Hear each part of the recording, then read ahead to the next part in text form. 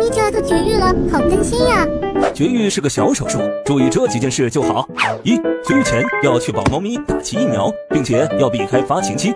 二、手术前要禁食禁水6小时，否则手术中食物出现反流，会有窒息风险。而且手术后也得禁食4小时，因为残留的麻药会刺激肠胃，导致呕吐。建议选吸入式麻醉，更安全哦。三、接回家后最好关2天笼子，否则猫咪上蹿下跳，容易把伤口崩开。四、公猫手术伤口小，3天就能愈合；母猫手术要缝针，得恢复7天左右。记住，伊丽莎白圈必须戴，防止猫咪舔舐伤口导致感染。最后别忘了每天给伤口消毒，过几天疹子就活蹦乱跳了。那么你家猫打算什么时候绝育呢？